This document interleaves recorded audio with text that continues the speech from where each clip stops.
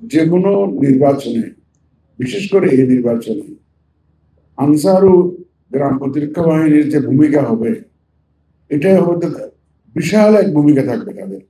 আমার বলতে দ্বিধা নেই, বাহিনী হিসাবে কিন্তু এটাই সবচেয়ে সর্ববৃহৎ বাহিনী। কিন্তু আমাদের এখানে প্রশিক্ষিত বাহিনী যদি আমরা ধরি, এটাই সংখ্যার দিক থেকে এটাই সর্ববৃহৎ বাহিনী।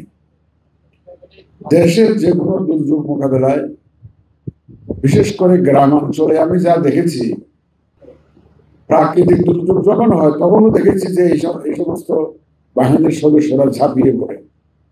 আমি আজকে যে ট্রেনিং এর যে কম্পোনেন্টস, বিশেষ করে প্র্যাকটিক্যাল একটা ডেমনস্ট্রেশন যে দেখলাম, ডামি ইলেকশন সেন্টার করে ভোটাররা আসছেন, ভোট দিচ্ছেন, প্রিসাইডিং পুলিং অফিসার কি রোল প্লে করে, এবং অনাকাঙ্ক্ষিত যে ধরনের ঘটনা ঘটতে পারে ভোট কেন্দ্রে, সেটা যে একটা ডামি এক্সারসাইজ আমি দেখলাম।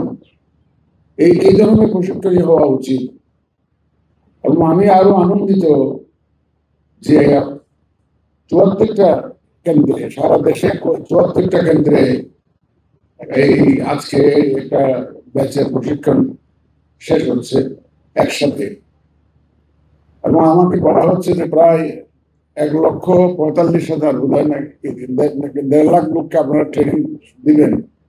যতই ট্রেনিং দিবেন ততই দেখবেন যে আপনার দক্ষতা বাড়বে, আপনার মানসিক যে শক্তি এটা বৃদ্ধি পাবে, এবং যে আপনার কাছ থেকে যে প্রত্যাশিত কাজ সেটা আরো ভালোভাবে করতে পারবেন। এবং ট্রেনিং একটা ব্যক্তিকে, একজন প্রশিক্ষণার্থীকে উপযুক্ত করে গড়ে তুলে তার যে এক্সপেক্টেড কাজটা সম্পাদনের জন্য। সুতরাং যে আপনার ট্রেনিং এ যে আর্থিক ব্যয়, যে সময় আপনারা দিচ্ছেন, সেটাও তো এক ধরনের ব্যয়। তো এই যে টাইমটা আপনারা দিচ্ছেন, এগুলার কোনোটাই ব্যর্থ নয়, এটা অতি মূল্যবান। আমি আনসার এবং বিডিবির মহাপরিচালক মহোদয়কে আবার ধন্যবাদ দেই। উনি যে উদ্যোগটা নিয়েছেন অত্যন্ত ভালো উদ্যোগ হয়েছে। আমি এই উদ্যোগের আমি স্বাগত জানাই, এবং ইলেকশন কমিশনকে সহায়তার জন্য বিশেষ করে আপনারা যে এই উদ্যোগটা নিয়েছেন, আমাদের নির্বাচন কমিশনের পক্ষ থেকে আমি আপনাদেরকে স্বাগত জানাচ্ছি।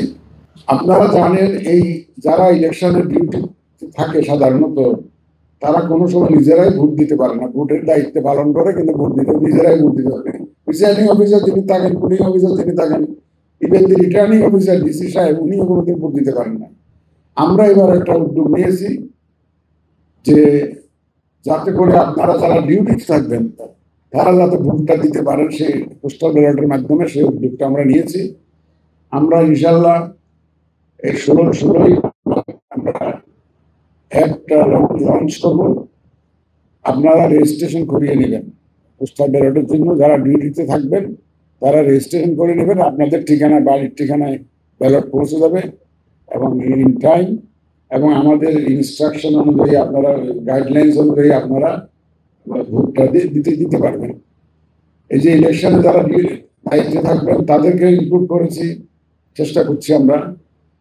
সরকারি চাকরিজীবী যারা বিভিন্ন জায়গায় কর্মরত থাকেন, ভোটার এলাকার বাইরে থাকেন, তারা যাতে ভোট দিতে পারবে সেই ব্যবস্থা আমরা উদ্যোগ নিয়েছি। আইনি হেফাজতে যারা জেলে আছে, তারা তো দেশের নাগরিক, তারাও যাতে ভোট দিতে পারেন সেই ব্যবস্থাও সেই উদ্যোগ আমরা নিয়েছি। প্লাস প্রবাসীদেরও একটা ভোট দেওয়ানোর জন্য উদ্যোগ আমরা নিয়েছি। 18 তারিখে আমরা একটা লঞ্চ করব। আশা করবো আপনারা সবাই রেজিস্ট্রেশনটা করে নেবেন যাতে ভোটটা আপনারা দিতে পারেন।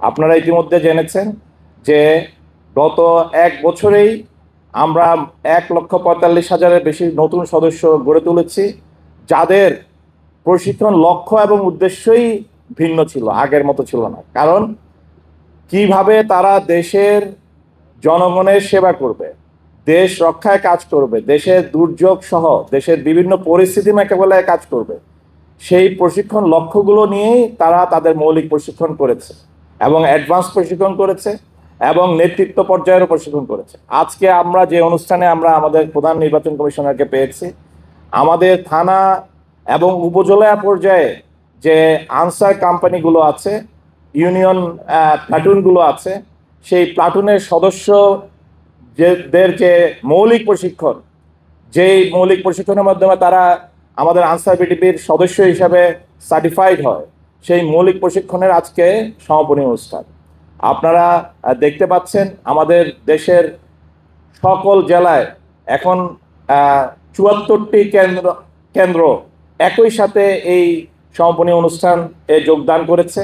তাদের জন্য সমাপনী কার্যক্রম হচ্ছে, তারাও আমাদের মতো এইভাবে ট্রেনিং কার্যক্রম শেষ করেছে।